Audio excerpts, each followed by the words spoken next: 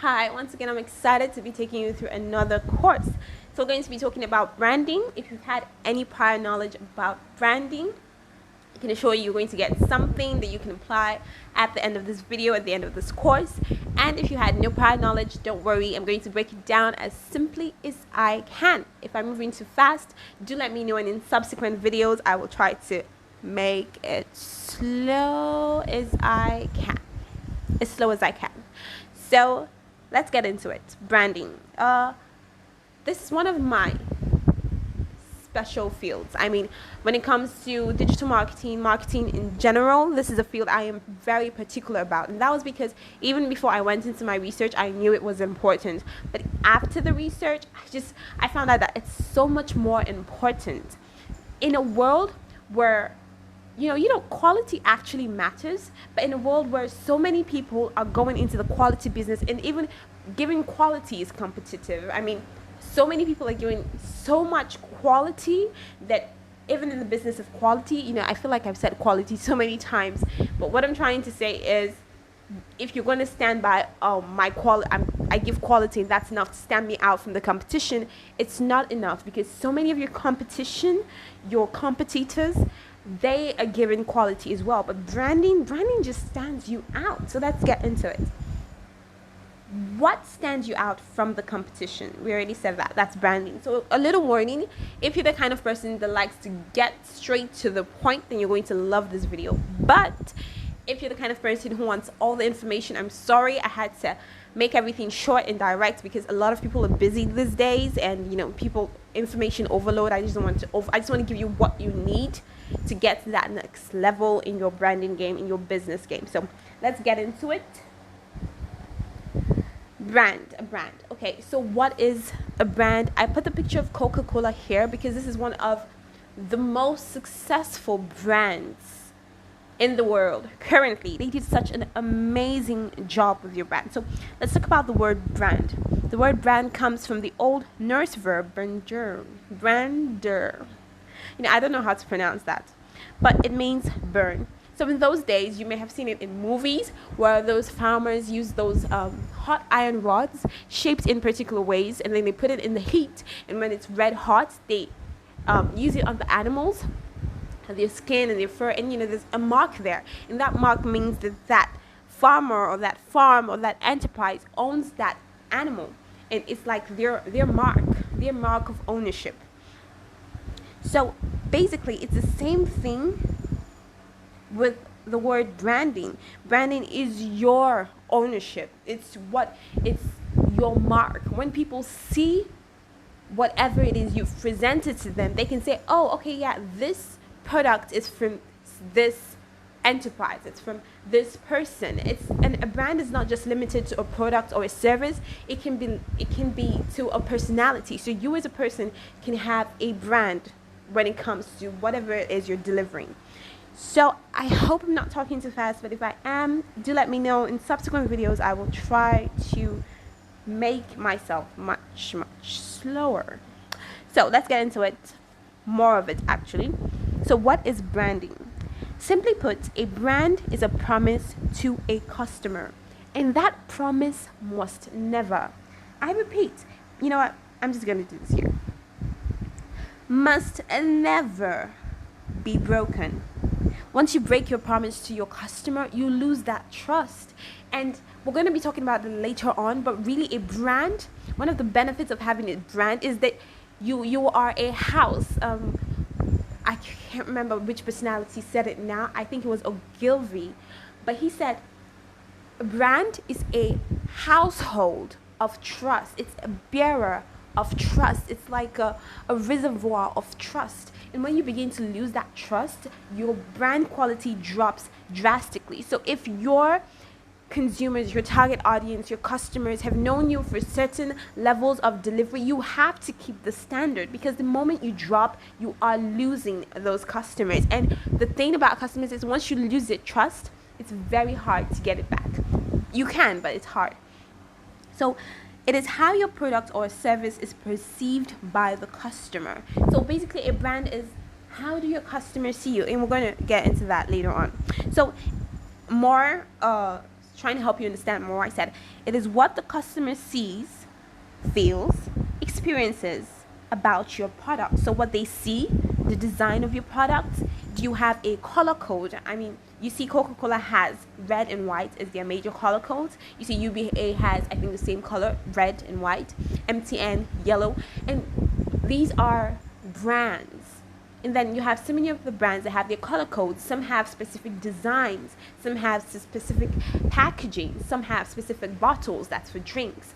And so on. So what they see, what they feel, like certain brands that promote emotions. When you think of Nike, just do it. They use the emotion of motivation. So there's motivation attached to that brand. What you feel with that brand is motivation. And then let's use an example of iPhone. When you have an iPhone, you feel like you belong to a community. It's like there's this exclusive club of a higher class. It's like you're welcomed into a new higher class community. That's the kind of emotion that's attached to that brand, a community of higher class. And then what they experience, that can even apply to the community thing I just said with iPhone. What they experience, their experiences with your brand, what your service was like, how was your customer service when they called, how nice was the person that called, how quickly did you respond to their messages, and the like. So the whole experience from when they first saw your website or your advert, how good was your advert quality, how good was your creative, how audible was it, what were the graphics like, were they good? When they got to your website, was it organized? Did it make life easy for them? Their payments, was it easy for them to make payment? You know, every single thing from when they first have contact with you to when they make a purchase, and even as they use your product or service. What's the quality? How long did it last? Things like this matter. So let's take an example. Oh, sorry. Let's close that. So when you think of cars, if I said Rolls Royce, you'd most likely think of luxury, something expensive, something more of appealing to just, like I said, luxury. I don't know what word to use, but it's fancy. It's, you just want to treat yourself, indulge yourself, basically. And then when you think of something like Honda, you think, oh, maybe a car I can take my kids out in, a family car, or, just something for the home. You think safety. And then when you think of something like a Bugatti, you're thinking speed, you're thinking fancy, you're thinking expensive. So really, these brands have a message that they pass when you think about them. They're all in the competitive niche of selling cars, and that niche is very competitive right now. But they've carved out what do you call it? Burn for themselves. They've carved out an appeal, a picture, how they look, how they appear to the same audience is different at every point. So they're selling cars, but to the same target audience in an ad or whatever their campaign may be, they have a different picture. So I don't want to repeat myself too much, but you get the picture. Rolls Royce, luxury, and then you have Honda, safety, and then you have Bugatti, speed. And then someone who wants speed thinks of a Bugatti immediately. Someone who wants a family car thinks of a Honda immediately. Someone who wants to indulge themselves, just made a lot of money, thinks of a Rolls Royce. So they dominate their brand presentation such that there's competition, but there's really no competition. I hope you understand so far. So let's get more into it. What are the benefits of having a brand? This is so important. You cannot be casual about this. There's no being casual, because you know what? We're going to get into that later on. I just want to emphasize it. The moment you become casual about your brand, you become casual about the success of your business, whatever it is you're trying to succeed at or build a brand for. If you have a business, a service, you have to have a brand, especially in this age, because there's so much competition, there's so many entrepreneurs, there's so much crowd, and you have to stand out if you want to make it.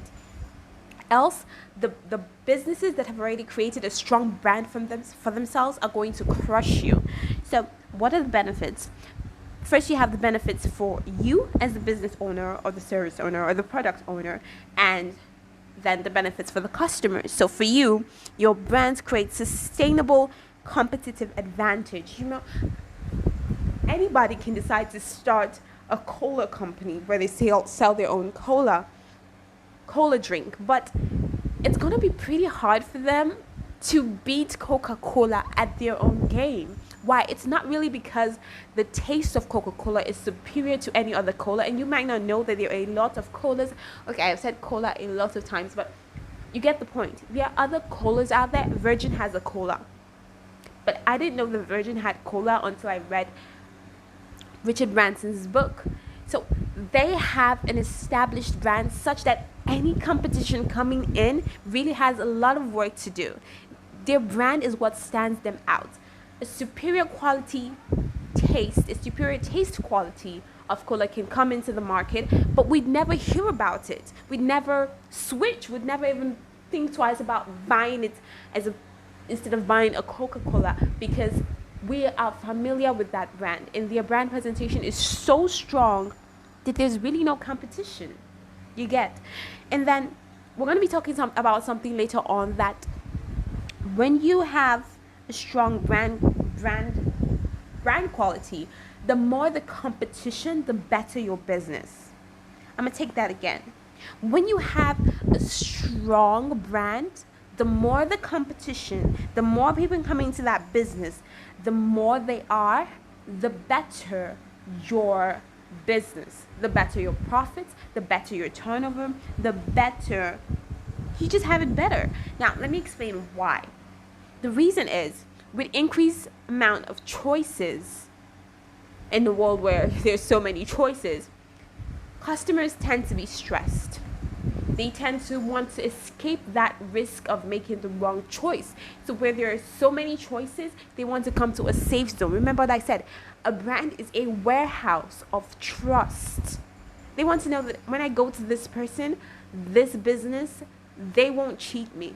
They will give me this quality. Why? Because they've been in the business this long, because their presentation is this good, because I'm familiar with this brand and I accept it. And when people accept your brand because you present it amazingly well, it's going to be hard for any competition to take away those customers from you. And even the more people flux into that niche, it means the more choices your customers have. And the more choices they have, the more anxiety they feel. And then the more anxiety they feel, the more they feel like they have a lot to lose. Like the more risk they're taking when they try to choose. And the more they feel like they're taking a risk, the more they want to stay with you, because they trust that brand you've presented so well. Okay, so now let's talk about more of the benefits. Brands boost relationship. Okay, so basically, you know what this is about. This is about creating relationship with your consumers. So they represent something. Your brand generally means something to the people who are purchasing it, who are buying that service or that product. Okay, so that's why brands have personalities, they have values, they have associations, they have emotional connections to your customers. You're differentiated from your competitors. Brands are built on a platform of reliable quality. As in any relationship, a brand's promise must never be broken. I said this before. Never break your promise. Okay? So, brands are used as a pigeonhole sometimes. Let me give an example. So someone can describe a man. I can describe a man who walks by and say, oh, you see that man? He drives a Porsche and he drinks Pimm's. Now, when you hear he drives a Porsche and he drinks Pimm's, immediately you have this picture in your mind that this man is a higher class man. He's rich, he's wealthy, he's well-to-do, and he probably has a lot of connections. You know, you've painted his whole life story based on those two words. Now think about it. A Porsche is a brand. Pimm's are a brand, but they've created a brand, a picture of a perception of luxury and higher class, such that anyone associated with them immediately takes up those same qualities. I hope you get it now. So A person's entire life can be effectively categorized by his or her use of brands. Okay, so some brands are even definitive. That is, someone can describe a person as he is the Rolls Royce of hosts. You know, when you hear something like that, you think, wow, he's good. You might not know exactly what it means, but you think, he's good. Because Rolls Royce is just, it's associated with quality and specificity, so that every car is, the promise is that every car is handmade, customized to your taste. That's amazing. So let's move on. I think we're talking too much on this, so I'll just speed through. Brands boost sales. When you have a good brand, you make sales. And then this is how you do, okay? We already spoke about this actually. When you have a good brand and then there's a lot of competition out there, more people want to come to you because they feel safe with you. They feel safe with the perception you've created of yourself in your business. That promise you've made, they believe you and they believe you're going to keep it. And the more you keep it, the more sales you have, because there's word of mouth and then there's reference and then there are repeat purchases. Then you have brands boost profits. Let's just make this simple. So because of how strong a brand is, and because they know that they are the warehouse of trust, and because they know that there's so many options out there and their customers will pick them because they've done so well creating this avenue of safety for their customers, they can put premium prices on their products and their services rather, such that a customer pays 3, 4, even 5 to 10 times as much as a competitor's products. I don't know if you got that. So 2 bottles of, that a big Coca-Cola, this really, really big Coca-Cola, one goes for a price of, let's say, 1, and then the Coca-Cola bottle goes for a price of 10. And a customer doesn't even think twice before going for the Coca-Cola bottle, even though he's paying for twice. Did I say twice? I meant 10 times the amount. Why? Because that customer feels that, like, paying more for what he wants, something he's going to enjoy, is way better than risking a little amount to get something he's not sure of. He doesn't even know if he's going to like it. He wants to buy something that he likes, and the guarantee that he's going to like the Coca-Cola is the brand, the way they've presented themselves. That's the guarantee. Whereas the brand that's selling for 1, though they have the advantage of price, he doesn't even trust them. The little amount they're asking for, he can't even give to them. Why? Because his experience is worth more than that amount that you're asking of him. So most times it's not even a matter of price. A lot of times it's not a matter of price. Customers have money. Whether you like it, I know the economy is hard, but people have money. But the other thing is, people are not stupid. So yeah, they will cough up the dough if you give them a good reason to. If you show them that what you're offering meets their needs and meets it at the best quality there is, they will cough up the dough. They will find it, they will give it to you. So the work is really with you. So brands boost profits. So we're talking about that. So we already said that they pay 10 times as much. So now the extra profits, let's talk about Coca-Cola. The extra profits they make on their premium prices, they put back into their brand creation. So now from the extra amount they get from those premium prices, they're able to create better marketing videos, better promotions, sponsor campaigns. Like they've been investing about 65 million in 12 years in the Olympic.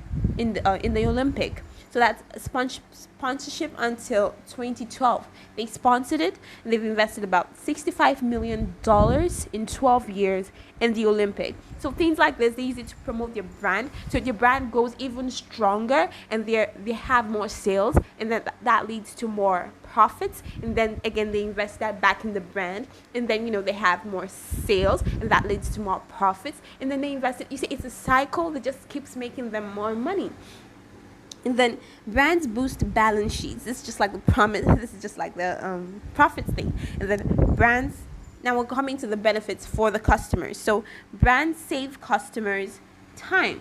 Brands reduce perceived risks. and then brands satisfy aspirations. So they save customers times, because when there's a lot of choices to be made, customers can just look at, okay, there's so much Coca-Cola options, cola options, which one do I know? Okay, I'm just gonna go with the one I can trust, because I don't know what all these other ones are gonna taste like. And then they reduce perceived risk, as in, okay, if I buy Coca-Cola, I already know that they guarantee quality, but if I buy this other guys, I really don't know what they're going to give me. I don't know if they're going to give me a tummy ache. I don't know if I'm going to fall sick. I don't know if it's going to leave a bad taste in my mouth, and things like that. So, and then they satisfy aspirations. So brands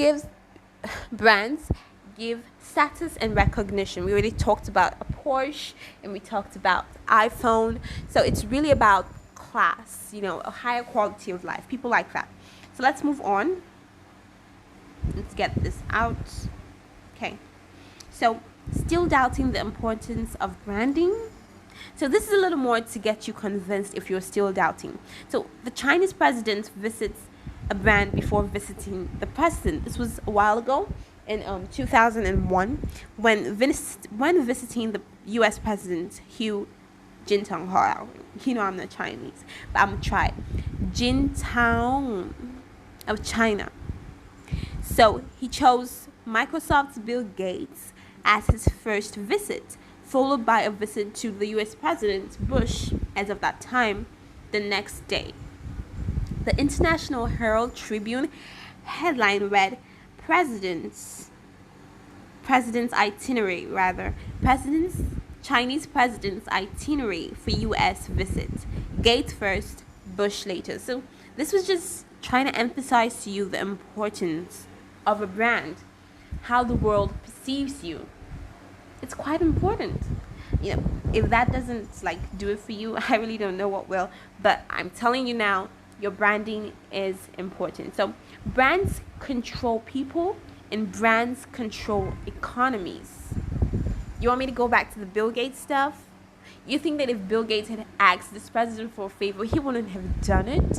When you have a good enough brand, you're as powerful as the most powerful person. Why? Because you control purchases. You influence the mind of the people, because you have a place in the world arena that's high up there, and you can actually influence what's going on down there. So you have that respect, you have that power, and you want that. Now, I'm not trying to say you're trying to be a world power, but I'm saying if you want your business to be successful, you want sales, you want profits, like we spoke about before, you need to focus on your brand. Is your brand weak? Don't do that. A lot of people have weak brands, and they don't even know it. I realized how weak my brand was initially when I went into the research, and I've dedicated a lot of time to working on it to make it great. Building a brand is going to take time, but then it's something that you just need to do. And if you're really good at it, look at if you're in Nigeria, or even if you're not, you can Google it. The Minimi campaign. Minimi came on board with Minimi Chin Chin. Chin Chin is a snack in Nigeria, and in just a little while, they had dominated the Chin Chin snack business. And they were able to switch into the noodles business. And even there, they're dominating based on the brand they already created from the snack. And now they're using it in the noodles. And even in the noodle game, their branding is amazing. Their ads are top notch. Their marketing game is top notch. So we perceive them as unique. And not just that, but the taste of the noodles is unique. The taste of the snack is unique. So they come up on different fronts of branding, and they're just killing the game. So if your brand is weak, here's what you should do. Let's get practical. For you to start enjoying the benefits of a strong brand, you need to start from the basics, and the basics is what we're going to get into. So ask yourself this question. This is our practical lesson for the day. What is your brand? We've spoken about a lot, and I'm just going to summarize it like this question. How do people perceive your brand? Think about it. Put yourself in the position of the customer. And if you can't do that, go out. Ask someone who's made a purchase from you before. Someone who has bought from you before. Someone who has subscribed to your service before. Hi, I just want to get a review from you. How do you see my business? What do you think? Give me your honest review. Where did we make mistakes? where would you rate us on a scale of 1 to 10? Ask them that. How would you rate us? I know a lot of people won't want to hurt your feelings, so try to ask from, those who aren't really close to you, but they've purchased from you before. And even those who are close to you, just go out, push, and make sure that they tell you the truth. Try to make them tell you what they really think. Let them know that you're trying to get better. Ask them where you need to do better with your brand. And that way you're going to get an idea of how people perceive your brand. Like initially for us, when I did this, I realized that people saw the brand initially, my brand, as inconsistent, as not, the quality wasn't, was just there, average, and it wasn't really what it needed to be. Whereas my competition were really up there, making it 10 over 10, 11 over 10. I was just there on probably a 4 over 10, 5 over 10, and that wasn't good enough. So I had to up my game, and I'm still in the process of upping my game. And in just a couple of years, maybe even months, that brand is going to be strong enough to compete with some of the ruling ruling gamers today when it comes to branding. So next question, what is it you or your brand are really good at? And what is it really good at? I mean you or your brand. I put you here because you can be a brand, and then your business, your enterprise, your service. What do you offer? What is your strong point? What do you do better than most? So you think about that. What distinguishes you? Like, what makes you stand out? What makes you different? Are you like every other competition? There must be something. Because if you're like every other one, then you leave your purchase chances to chance. And that's not good. You have to control your purchase. You have to control how much customers buy from you and not leave it to chance. And then what needs does it meet? What needs are you meeting? Think about that. And then what emotions does it connect with? When people think about you, when people think about your brand, what do they feel? Think about that. Joy, motivation, passion, love, desire, and the likes. So without a strong brand, most marketing efforts fragment, splinter, and disappear. So really, you might be frustrated that all your advertisements on Facebook, on Google, they seem not to be doing much. You're trying everything you can, but you get a little bit of response. You're not really getting the conversions you want. You're not getting the purchases you want. You're not getting the community you want, even on social media. Darling, maybe it's because your brand isn't strong enough. People are seeing your ads, but they don't trust you. You're not a warehouse of trust just yet. They don't believe you. You're like a stranger to them. And even what you're presenting to them isn't good enough for them to trust. They see it and they're like, this person isn't serious. Why? Because the quality of your graphics are low, or your video is low, or they can't take you seriously, let alone put their trust in you. So, when did we go back? So really, this is where we're going to be stopping for this video, and then we're going to be going into the details of branding in the next video. We're going to talk about the brand components, like what exactly is your brand, how to create it, what comprises your brand, and then we're going to talk about the branding process, where I'm going to help you build your brand from scratch, and then we're going to evaluate, and hopefully at the end of it we're going to have stronger brands that you can, and then some kind of I'm looking for the word, some kind of pattern or something that you can follow to keep your brand strong for a long time and even upgrade on it. So thank you, that's all for this video. I'll see you next time. Till then, do go back to these questions because you're going to need it for tomorrow. Reflect on it. Hey, you can pick down a jotter, a book, something dedicated to your brand, your business, yourself, if you're your brand, and then answer these questions there honestly. Do the assignment, and I'll see you at the next video. Have a good evening and happy almost New Year. Bye guys.